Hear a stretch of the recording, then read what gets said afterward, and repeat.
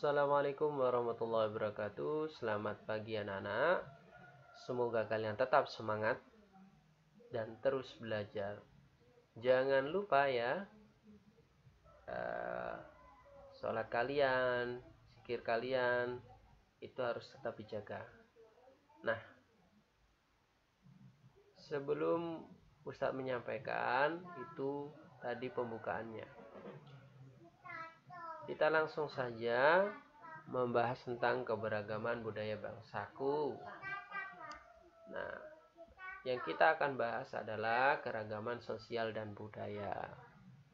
Jadi kalian ketahui bersama bahwa dalam pembelajaran sebelumnya, Indonesia ini memiliki suku dan budaya yang sangat beragam. Sangat banyak sekali. Nah, di sini suku merupakan sekelompok manusia yang memiliki latar belakang budaya yang sama. Suku bangsa yang tersebar di seluruh Indonesia memiliki ciri khas masing-masing. Contoh di daerah kalian, Ustadz pernah jelaskan kepada kalian bahwa misalkan ada suku Madura atau suku Jawa atau suku Sunda dan sebagainya. Itu merupakan suku memiliki ciri khas tertentu. Contoh, orang Jawa berbicaranya bagaimana, orang Madura berbicaranya bagaimana, ketika bermasyarakat mereka dengan kelompoknya bagaimana, itu berbeda-beda ya. Nah, Ustadz akan mencontohkan, meskipun di daerah kalian itu ada suku Madura, ada suku Jawa, tapi yang kita ketahui bersama bahwa ada salah satu suku di Indonesia, contohnya adalah Ustadz berikan contoh di suku Bali ya. Pria Bali umumnya memakai udeng ikat kepala saat sembahyang menurut agama mereka. Setiap sembahyang suku Bali memberikan sesajen kepada para dewa. Jadi mereka beribadah dengan cara mereka ya, itu memiliki adat seperti itu ya. Kalau kalian sebagai seorang muslim ya ikuti secara adat kalian muslim ya, bagaimana berpakaian. Nah, ini kenapa kok Ustadz memberikan contoh ini, karena di sana masih secara budaya, secara karakteristik mereka masih memegang teguh cara berpakaian adat mereka. Jadi budayanya tetap lestari. Meskipun di daerah kalian ada suku Jawa, suku Madura, mereka sudah bercampur baur.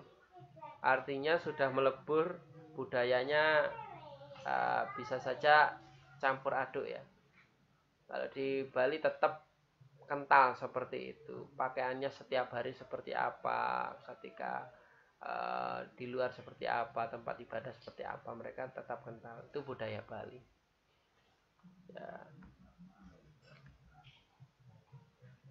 Mari mengenal suku Bali. Bali berasal dari kata bal. Dalam bahasa Sanskerta berarti kekuatan. Dan Bali berarti pengorbanan, yang berarti supaya kita tidak melupakan kekuatan kita. Jadi menurut pemahaman dalam Sanskerta itu, manusia ini memiliki kekuatan di dalam dirinya, yaitu semangat, yaitu motivasi dan sebagainya. Punya semangat atau punya kekuatan yang mendorong mereka melakukan hal-hal yang baik. Bali merupakan salah satu pulau tujuan wisata mancanegara karena keunikan seni budaya. Kalau kita ketahui bersama, kebanyakan orang-orang turis itu banyak melancong atau berwisata ke Bali karena kalian ketahui bersama di sana, Ustadz sudah jelaskan tadi, masih memegang teguh keunikan budaya mereka atau suku mereka, kesukuan mereka. Selanjutnya, bahasa. Bahasa Bali dibagi menjadi dua, yaitu bahasa agam. Apa bahasa Aga? Bahasa Aga adalah bahasa Bali yang pengucapannya lebih kasar. Sama dengan kalian kalau di suku Jawa ada kromo inggil, kromo halus, dan kromo kasar lah ya. Jadi di bahasa, meskipun di Madura juga ada kromo halus, kromo inggil dan sebagainya ya kan. Sama saja. Ternyata di Bali juga ada bahasa Aga ya. Kalau kita bahasa lugu halus, lugu kasar ya. Kalau di dalam bahasa daerah bahasa Jawa ya. Nah, kalau di Bali namanya bahasa Aga. Ada lagi bahasa Mojopahit. Bahasa Bali Mojopahit itu bahasa yang pengucapannya lebih halus. Jadi ini biasa di dalam bahasa kerajaan. Bahasa kerajaan. Bahasa Bali Hindu mengenal 3 tingkatan pemakaian, yaitu bahasa halus, bahasa madya atau tengah-tengah ya, dan bahasa Bali kasar. Berbeda dengan bahasa Bali Aga yang hampir tidak mengenal tingkat seperti itu. Bablas berarti ya. Jadi nggak mengenal halus, madya, Bali kasar, nggak kenal. Pokoknya bahasa apa yang diucapkan ya udah itu seperti itu gitu. Agama, nah sekitar 95% agama sebagian orang Bali adalah agama Hindu dan sisanya 5% adalah penganut agama Islam, Kristen, Katolik, Buddha, dan Konghucu. Nah kalau di daerah kalian kan mungkin mayoritas banyak Muslim ya, banyak Muslim. Kalau di Bali ini 95%-nya agama Hindu. Nah ini yang unik dari Bali, yaitu sistem kemasyarakatan. Di dalam agama Hindu itu ada namanya kasta. Jadi menentukan tingkat seseorang. Seperti kasta utama atau tertinggi adalah golongan Brahmana. Jadi paling tinggi itu golongannya Brahmana, kekuasaan tertingginya. Golongannya, tingkatnya. Kalau misalkan kalian kelas tertinggi dari kelas 1 sampai 6 mana? Ya kelas 6. Nah, ini kalau misal kasta itu gitu. Kelasnya ya. Kasta madya adalah golongan kesatria. Terus kemudian kalanista, golongan yang bawah adalah golongan waisa. Golongan waisa itu golongan ya seperti orang-orang yang ada di bawah, orang yang tidak mampu. Golongan biasanya golongan ini golongan yang seperti golongannya tidak mampu itu. Selain itu masih ada golongan yang dianggap paling rendah atau tidak berkasta, yaitu golongan Sundra. Sering juga disebut mereka Jabawangsa, tidak berkasta, berarti tidak memiliki kelas ya.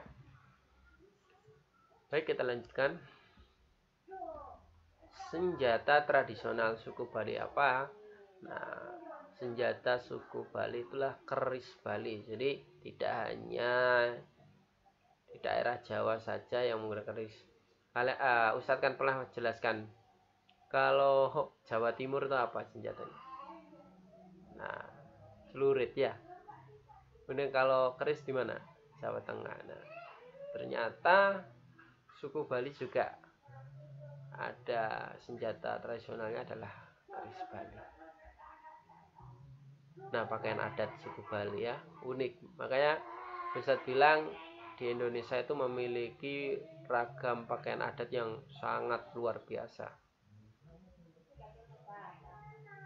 Nah, tarian adat kalau kalian pernah lihat mungkin di YouTube atau di acara-acara atau pernah main ke sana, mungkin pernah menyaksikan kebudayaan tari kecak atau tari pendet ya.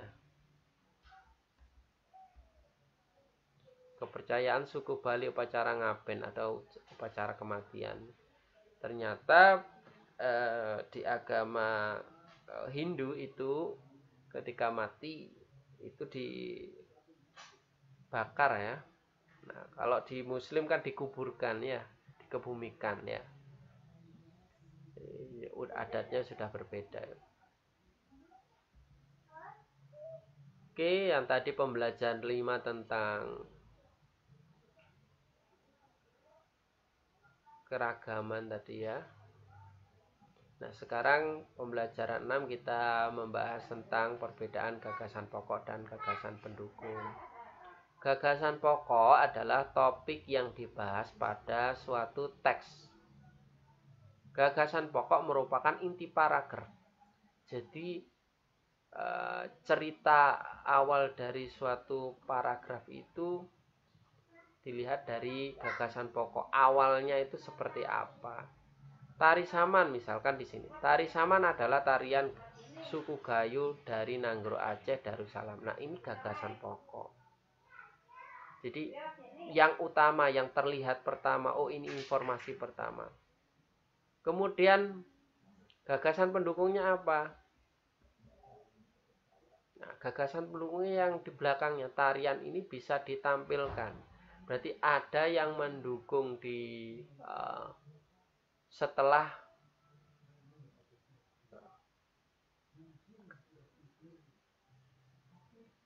kalimat pertama ya. Paragraf pertama kalimat pertama tadi ya. Terus kalimat kedua pendukung.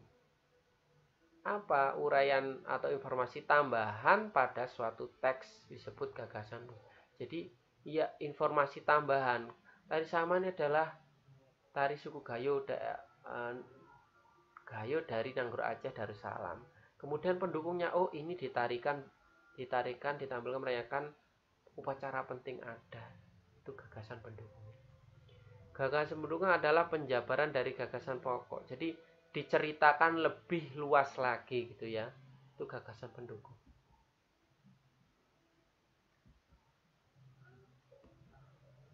Terima kasih. Tetap semangat anak-anak. Assalamualaikum warahmatullahi wabarakatuh.